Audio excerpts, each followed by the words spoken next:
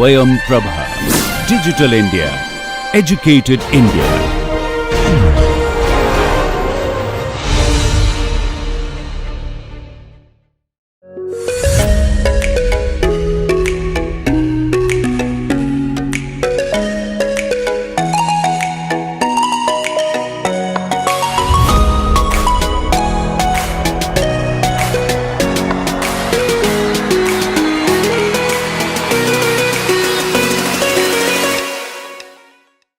Hello everyone and welcome to a new discussion which is part 4 of DEMs derivatives. This is the last part in the derivatives, but we will keep discussing about the applications of DEMs and also few more derivatives. But we have categorized them, so this is in that sense it is part 4 and derivative. As you know that DM is a raster representation and which represents a continuous surface. So, that is why it is also continuous data, contrary to like contour or point data which is discontinuous or discrete. So, here we are having continuous data and currently not only we use or reference to the surface of the earth, but digital elevation models of Mars and Moon surface are also available, because there are many satellites which are orbiting around these bodies like the Moon or a planet like Mars, and they too have created digital elevation models for these surfaces as well. So, this is not only the surface of the earth, but DMs are now available for other surfaces also. Now, these as you know that they are modeled, because that is why in the name itself the digital elevation model. So, this is not the reality, and the real world is at 1:1 scale. So, this is scaled down, therefore, we say a model or an abstract form of reality. So, here the surfaces, these terrain surfaces, undulations, whatever present on the surface of the earth, they are all modeled one, they are not the real one. Because why modeled? Because each cell is representing a single elevation value, and if it is a say 30 meter resolution, that means for 900 square meter we are having just one elevation value. But if terrain is highly rugged like Himalaya, then within 900 square kilometer you can have varied digital or elevation values. But they all have been averaged down and a single value, elevation value has been assigned against that cell. So, that is why it comes under the category of model, because it is not the real world, it is the abstract form of reality which is representing the terrain surface. Now, also we know that in various analysis instead of surface, sometimes we instead of using continuous data, still some people prefer using discrete data. Even for ourselves, sometimes we have to go back from continuous to discrete. That means why I have used word go back, because I understand that the continuous data is a hierarchy. In hierarchy it is on the top, like a tin model also. But point data or line data or polyline or contours data are the discrete data. So, they are in that sense, they are not in hierarchy in the top, they are in the bottom like point. But sometimes for different applications we have to convert or create contours using a surface. So, that we will be discussing for what purposes we are and how to do it on a GIS software. So, as you know, either DMs or TINs are created, though they are created either from point height data sets or contours. But sometimes we have to reverse the process, and still many people are very good of understanding contours rather than DM. So, because the senior people, those who started initially with contours and studying the contours in topographic maps, they are still find very convenient to use contours rather than DMs. Working with my senior colleagues several times, I have found that whenever I have showed digital elevation models to them, they were very uncomfortable, and they said, can you produce this thing in form of contours, so then I will understand. So, for such people also, because sometimes they are the decision makers, the senior people are decision makers, and their understanding has to be very good about the terrain, otherwise the decisions might be wrong. So, whatever they are asking, we should be able to produce the products according to their choices or preferences. Like here, what I am depicting here is in the corner what you are seeing a digital elevation model, which you can see that this digital elevation model is here, and then in the bottom left you are seeing a hillside, that is the shade relief model derived from the same digital elevation model. These two images or these two data sets you must have been seeing in various presentations or lectures of this course. So, this is that same data set. What on the right side of the bigger one, what it is showing is the hillsides with the contours. So, what I have done, I kept the hillside in the background and drive the contours, and because I am having a continuous surface, that is my digital elevation model. So, declaring to the system that I want contour intervals starting from here and with this interval.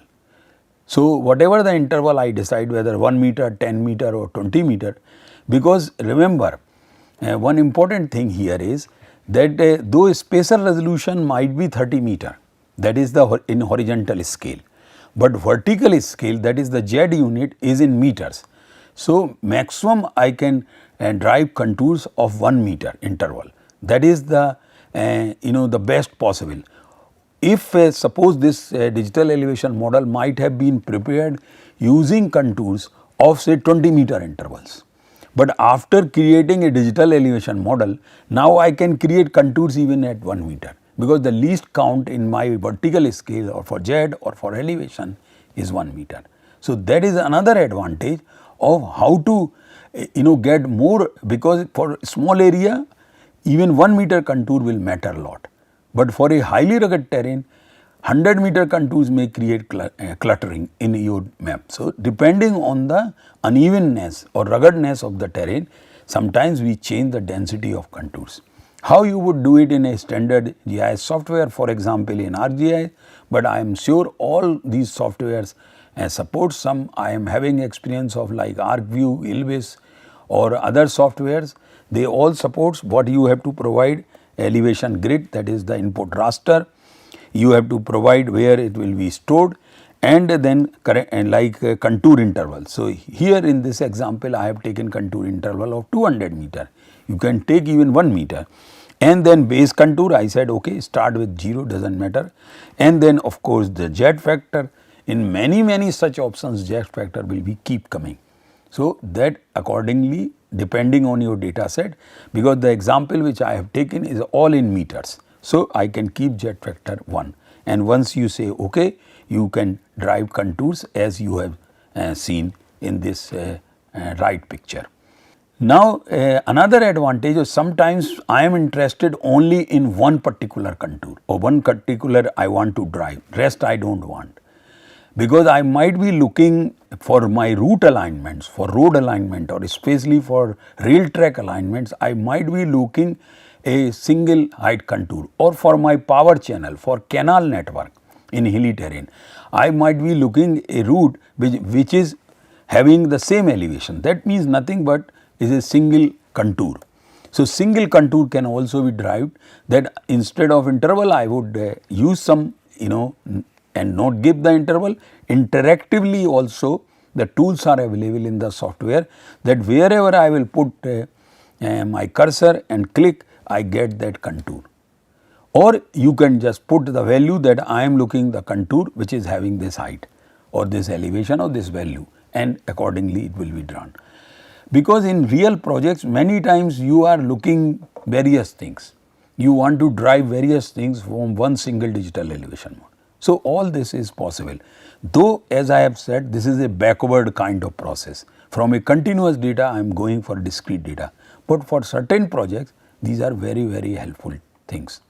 So, such information like single contours becomes useful when on spot decisions are being made, because nowadays it is possible to carry even a small version of GIS on a laptop or a full version, and where the decisions are being taken on the field, I can drive the products immediately there also.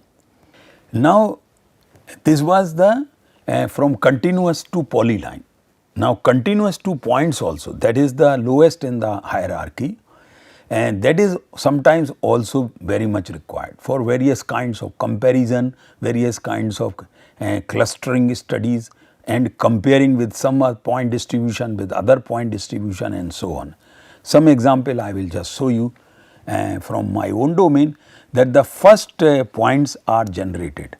So, random points are generated for that extent for which I am having a digital elevation model, and then later elevation, that is the Z value, would be added, or in some software language like in ArcGIS it is called 3D point. 3D point means that attribute is having Z value. So, then it becomes a 3D point. For example, here what we are seeing, that input this is output location, random points are there, and I have declared that how many random points I want, what should be the extent of the data, and once I say OK, I get. So, this random time tools are available in data management. This I tell you, this random point tools, random point generators are very useful. You can have the creation of random points, you can select the random points, and they are very useful in various kinds of analysis which involves the point data. So, this is very important from that point of view. So, likewise I have created now random points, and then we collect the Z value from the digital elevation model which is shown in the background. Then my point becomes a 3D point basically. So, like here 100 random points are generated within the extent, the DEM extent. Extent you have to always give. So, you if you want to perform on say this digital elevation model, then extent would be given, or you can change also extent, this extent or the area of interest, but generally what from which digital elevation model I want to pick my Z values, the same extent one should select. Now, what are the other applications of random points? That points pattern analysis. This is very important for many kind of analysis. Like I want to compare the earthquake epicenters and when want to see how if these number of earthquake epicenters are distributed randomly, whether there is some pattern or not, or any kind of data collection or any kind of checking, also these random points becomes very useful. So, based on this analysis is always very useful for various applications. So, this point pattern analysis basically is the evaluation of the pattern or distribution of a set of points on a surface. Now, these points which we have collected here, for example 100 points, they are statistically tools are used to correlate with other point distribution within the same extent, where the sum values related to the sample even points are compared to the random points.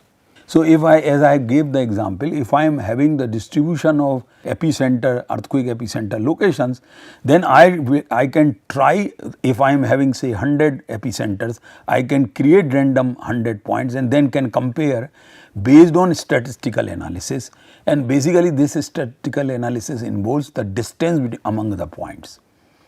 So, if the distance among points is less, that means they are having some pattern. But if they are randomly distributed, then the distance is going to be quite large. So, for example, I have already given this example that earthquake epicenter distribution, these might have some pattern while comparing the random distribution. While I expect pattern, because generally they are located along a fault line, a geological fault line or a structure. So, that is why this can be compared with the random distribution very easily. Now, another set of issue which can be solved by using this point pattern analysis, which is the concern the relative pattern or arrangement of patterns. For example, here same number of points are taken in all these three examples in this schematic. The first one is the random points. So, how randomly these are distributed, whereas this is the uniform, that means in the each box there are 2 points and there is a pattern, there is everything is fixed. So, that is why it is uniformed, or you can say organized distribution. However, this is clustered distribution, that means only in 2 blocks here we are having all these points which are either randomly distributed or uniformly distributed. So, this like clustered, there can be a linear arrangement or distribution also. So, immediately then things can be compared using the distances among all those points. So, point patterns can be categorized as the random, uniform, clustered or dispersed along the two continuous or two continuums. Now, the random versus uniform, that is stratified or regular, we can decide that. And so, any distribution of points can be assessed comparing with the random distribution. Clustered or dispersed, that too we can do this kind of. So, two continuums can be done, whether the points are uniformly distributed or randomly distributed, whether points are dispersed or clustered. So, all these kinds of analysis can be done. Like for example, I am taking here this is the as you can see that add Z information. So, I am creating a 3D points against the distribution of these random points which I have generated in number 100, and then their Z values are added, as you can see here that the Z values are added here. Generally when you create because attribute table of point data will be populated with the Z value collected from the digital elevation model which is in the background. So, that creates all our points as 3D points. 3D again I have said that means they are carrying Z value also.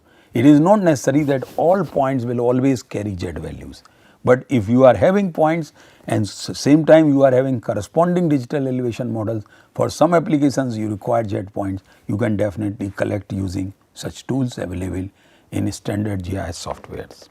Now, another related thing is while handling digital elevation models, that sometimes these you have to create mosaic of DEMs. Now, question is why mosaic we should create?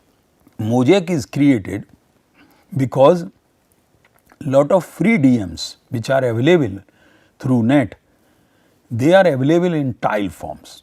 Generally you will get 1 degree tile or 5 degree tile. 1 degree tile means 1 degree latitude and 1 degree longitude, that much area, roughly 110 by 110 kilometer area will be represented by one tile if it is 1 degree. Now, your area of interest is covering will cover in 4 tiles. So, individual tiles are available, you have to download and create a mosaic of these tiles. But interestingly, some sites are there which are using your area of interest as polygon or extent which you give in terms of latitude longitude, and that site will create a mosaic of these individual tiles and will give you a big mosaiced DEMs. But the problem is that because it is easy to download individual tiles, but if there are 10 tiles are involved, the size of the file will become very large, and therefore sometimes it may be difficult to download from net. So, it is good to download these tiles, because this is how the data is kept nowadays in form of tiles for global scale data, and then you can mosaic these tiles. So, how they are mosaics? Basically that the mosaicing merges basically adjacent tiles, multiple existing DEMs tiles into an existing DM or raster data set. If you are having a raster data set, fine. If you do not have, no problem, 4 tiles can be merged and one single file can be created. So, it is required because, as I have already mentioned, that many global DEMs are available in tile forms. For example, here what we are seeing 4 tiles. So, employing this mosaicing tool, I can create a single tile without any seam, because first this digital elevation model, global scale digital elevation model was developed and then tiles were created, and therefore, when we create again a mosaic, there should not be any seam, otherwise it will become less reliable or useful data. So, a seamless mosaic of digital elevation models can be created even if they are available in tile forms, And generally all these downloadable digital elevation models available from various resources or sources, internet sources, all are available in tile forms. No problem, it is not a problem at all, it just requires a few more minutes to create a mosaic and then can you use it. Now, so our area of interest must be known to us and then only you get the appropriate tiles and then you can mosaic. So, our area of interest may not fall within one tile or therefore mosaicing is required to merge few adjacent tiles. This is a very common step and common problem also, because you may find if it is very small area, you may find that it is falling in just one tile, but if it is a little large area, you may find that it is falling in minimum 4 tiles or 8 tiles or 20 tiles, doesn't, it depends on the area of interest, the size of area of interest. So, mosaic is useful when 2 or more adjacent DMs needed to be merged into one entity. And some mosaic techniques can help minimize the abrupt changes, that means seamless. So, in case of satellite images, creating a seamless mosaic is very challenging because 2 adjacent satellite images may not be representing the same date data of the same year, and therefore, because the atmospheric conditions might change for day 1 to day 2 of these 2 adjacent tiles of a satellite image, then seamless mosaic becomes very difficult. And that is why you see on Google Earth many times if you zoom it and you encounter a boundary or a seam, that is the reason, because 2 adjacent scenes are having different ages or different dates of acquisition. And this is also there because each satellite is having its swath width, that is the fixed.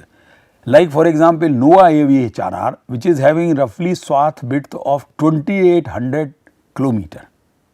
So, one strip of 2800 kilometer is being scanned every time whenever the satellite is orbiting around the Earth.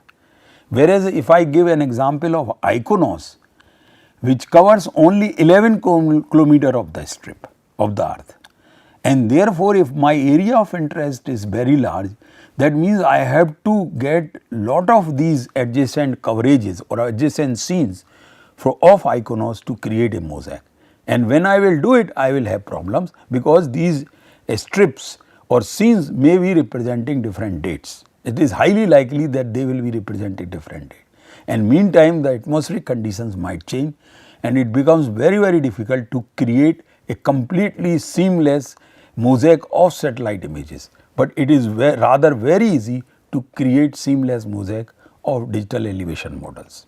Now, these overlapping areas of mosaics can be handled in several ways. This is mainly true in case of satellite images, that one can set the tool to keep only the first raster data sets or can blend the overlapping cells. So, if in case of satellite images it happens that there are overlapping, so you can choose while creating these mosaics. And there are also several options to determine how to handle a color map, because these satellite images you might be handling as false color composite. So, there also the colors can also be managed, that you can say that whichever on the top, all the scenes should follow that color scheme or that color map. So, accordingly things will be done, but still in spite of all these options, still it is very hard many times to create a completely seamless mosaic of satellite images. So, there are different advanced techniques are also there, but still it is no technique is yet perfect to create a completely seamless mosaic of all satellite images because of different dates they have been collected. Now, another exercise which we keep doing in our handling of digital elevation model, that is creating a subset or a clip or extract of a DM. So, this like for satellite images also, even for point data, even for line data, we have to create a subset. So, there are tools creating subset of raster, creating subset of vector. So, what is basically the requirement is that you should have your area of interest in form of a polygon. Therefore, clip or extract a portion of a digital elevation model or a satellite image or a point data or a polyline data or even a polygon data, you need a polygon. That polygon can be a district boundary, can be a country boundary, can be a state boundary, or can be a hydrological boundary like a watershed, basin or catchment. So, this polygon has to be there. Based on that, we can extract or clip or can create a subset of a digital elevation model. So, this clip output includes any cell that interact or intersect with the overlapping polygons. For example, here I am in most of the examples I am using the same digital elevation model throughout which I started in the beginning. So, that you become every time if I change digital elevation model, things becomes unusual. So, I am keeping constant, almost constant the digital elevation. Now, here what you are finding that the red one is the watershed or a hydrological boundary which I am taking. My target is to clip or create a subset representing the digital elevation model only for this watershed. So, it is not a problem. What I need a DM and a polygon boundary, and of course, I am having drainage network and other thing that I can clip separately also, and this is what I have done. So, DM and drainage network has been clipped using watershed boundary. So, two examples, one is clipping a raster, that is our digital elevation model, and clipping or creating a subset of drainage network that you are also. So, polyline, point data, polygon data or raster, whether image or a DM or a grid, for any such data this subset can always be created except one, that is subset of a tin. Subset of a tin can never be created. So, remember this thing, that is the limitation there. Now, the DEMs and derivatives which we have been discussing, what we have completed so far is the first order digital elevation models or primary derivatives also. Some people would like to classify like primary, secondary, tertiary, but I say if I say first order derivatives, then among them is the slope very common one, then I am having the aspect and then hillside. These are, we can put them as first category. Contours also, that is discretization, say first order derivatives, we can point heights, creating a 3D point kind of thing. Now, among this second order derivatives, we have already discussed few of them, like curvature of the slopes, different types of curvature, total curvature, standard curvature, convex, concave, all these curvatures we have discussed. Then we have also convergent and divergent flow. These are useful, such analysis are useful from erosional or depositional point of view. And then third order derivatives, under this category comes the drainage network, and that we will be discussing in future. Also the watershed boundary, and this all will come through the surface hydrologic modeling. This part we have already discussed, the topographic position index and also topographic wetness index, which will come through this surface hydrologic modeling. And then sediment transport index, this is also a product through which it can be created through surface hydrologic modeling. Viewshed is a different kind of analysis for which surface hydrologic modeling analysis does not require. It is a different thing, though we have already discussed this viewshed. So, these two we have already discussed, fours will be discussed, other four will be discussed in surface hydrologic modeling. Now, when I compare, I have done some comparison of first order derivatives using tin and DEM. And what are the variations which we will be seeing? This is very interesting. So, what I find that when I drive first order derivatives, then the boundary issues will come always with the tin. So, that one thing very important. Now, this is first order derivative about the slope. So, for the same terrain, two different outputs, because here I am having a raster in form of digital elevation model, and here on the right side I am having tin. So, because tin is represented through triangles, facets, and therefore, in your slope map it is looking like this. Now, in nature things may not be exactly like tin or DEM based slopes, but because these are all models. So, it is not necessary that everything will match in the ground, but what it should match is the inclination or slope values that should match against the certain point locations in the field. Whether it is a tin or raster based slope map, these should match. But when we see in a more larger perspective, means for whole area, then the representation of slope maps through two different data sets, through two different data representation models can be completely different. Now, boundary issue will remain always with the, now same with the aspect, like slope, the derivatives are different, but overall representation is almost same in raster, except that units are in tin are triangles. So, therefore, that influence is always there. These triangles can be made smaller if we are having large density or a huge density of our observation points, which will be used to create a tin.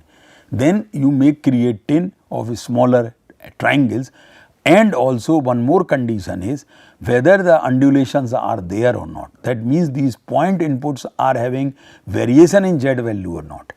I may have a high density of points for creating a tin, but if those points are not having high variations in the Z value, then again larger triangles would be formed. So, nonetheless, we can definitely see the differences in the outputs of a raster based aspect and a tin based aspect.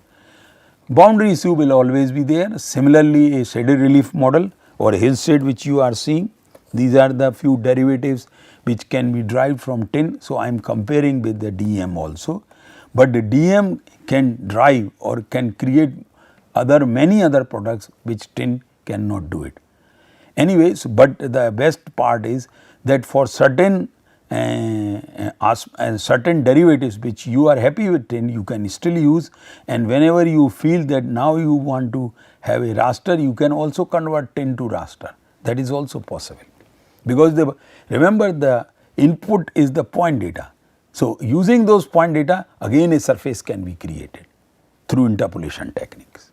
Now, if I do it with the same contour interval, if I do it for contour derived from a digital elevation model and contours derived from a tin, again the representation is going to be the different, but overall it is almost same, because values are not going to change. Of course, the boundary issue will always be there. In case of raster, the overall shape, as you know, can be either square or rectangular, but in case of tin it is arbitrary.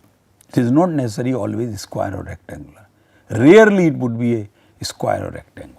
Now, sometimes when we do, this is a little different topic related with, of course, digital elevation models, and when we are going for interpolation, creating a surface, because it is not necessary that all the time whenever we are doing interpolations, we are only doing for a typical elevation model. We may be using point data for creating a surface for groundwater, for pH value or EH value or some other element, any or pollution or other things. So, whenever this situation comes and my area of interest is, say in this example, is shown as a bracket or a rectangular, what I need to do always to take points which are going even beyond my area of interest. The advantage would be that if I take only points which are falling within my area of interest, then in the border areas the interpolation techniques will do extrapolation, and extrapolation can produce lot of errors. But in this case, like I am having the extent of my point distribution is larger than my area of interest. So, what would happen if I use these points and data for creating a surface using interpolation techniques, though there will be extrapolation in the area outside, but at least inside of my area of interest there will not be any extrapolation. And once a larger digital elevation model or a simple surface has been created using these extended points, what I need to do, I will just use this same polygon or this rectangle and create a subset of the digital elevation model.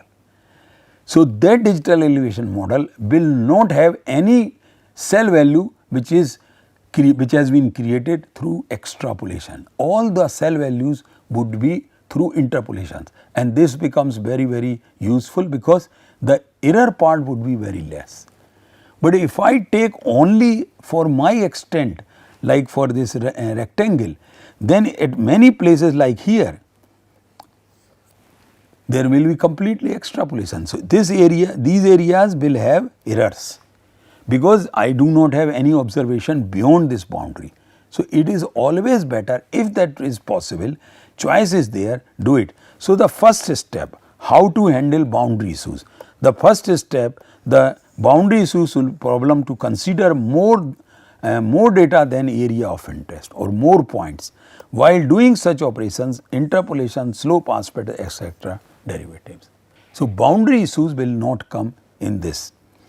Now, similarly, the second step here, as I have also mentioned, that after interpolation, slope aspect, etc., use AOI polygon, like here this one is shown as a rectangle, red rectangle boundary, and extract tool or clip tool, and through which you can always create. Like here, how to handle boundary issues, which we have done it. One important point which I want to bring here is recall the discussion related with no data. So, this must be, this water set must be having a rectangular area like this, but here it is being represented in the outside of my water set, it is being represented through no data, and no data has been assigned by default, or you can assign a background value of my screen. Generally it is white. So, then I will not see any no data, I will see digital elevation model or my drainage network only for my area of interest. So, this is how your these things work very well. Now, a little bit more about the hypsometric analysis, which is again a DM derivative, and lot of research is being done using these things to understand the terrain, topography and fluvial processes as well. So, what we basically try, hypsometric plots. Hypsometric plots we drive, and if like in this schematic, if I see that my curves are coming like this, then I say that it is a very young topography. But if these plots are coming like this in the bottom, like, then I say the oldest. So, how old that surface is, that can be assessed through hypsometric analysis. Now, these are very useful where lot of tectonic activities or erosional activities are taking place, because of these activities our valleys or surface or slopes cannot become older, they keep changing, and therefore, if we do the hypsometric analysis, which is basically relative area versus relative altitude, we may get curves like this, these thick line, black line curves. So, these will represent very younger terrain. So, any terrain using the age factor, or we can indirectly use from tectonics point of view or erosional point of view. So, hypsometric curves is a histogram basically, or cumulative distribution function of elevations in a geographic area. So, this is basically relative area versus relative height, and a hypsometric curve is one which is plotted to indicate the proportions of the area earth surface at a various elevations or depths above or below the certain datum.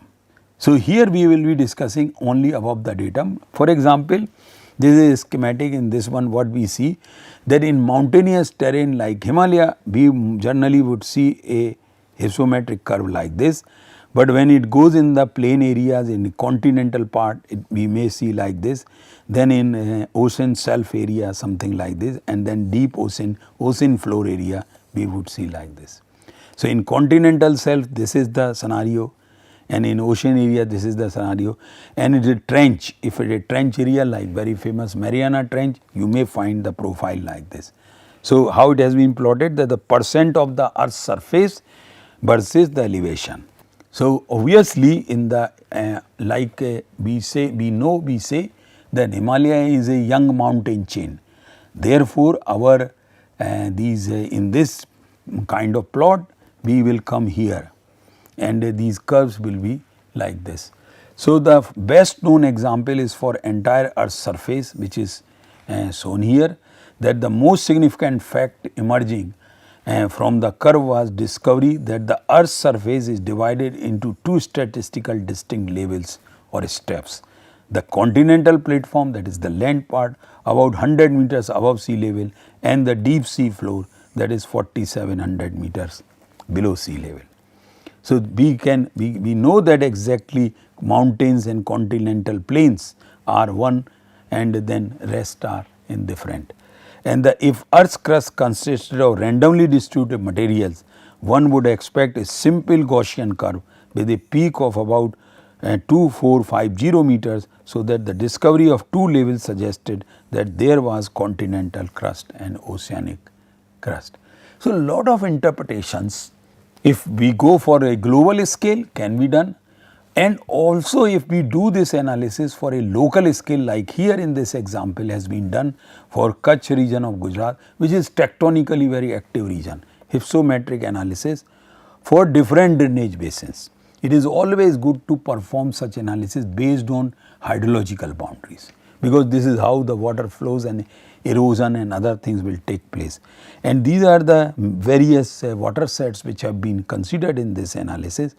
So, we find that because in this region, though there are tectonic activities, but still these hypsometric curves are not taking this kind of shape as will happen in case of Himalaya, but they are little taking near older kind of topography. And one more example here you are seeing, and one more example for different water sets which you are seeing here, and likewise. So, one single digital elevation model and tens of derivatives, more than 20 derivatives so far we have discussed, and few more will be coming. So, that is why I have been saying repeatedly before I end this discussion that digital elevation models and satellite images are a storehouse of information. It is your capability how much you can exploit these surfaces or these raster data sets. With this, I thank you very much.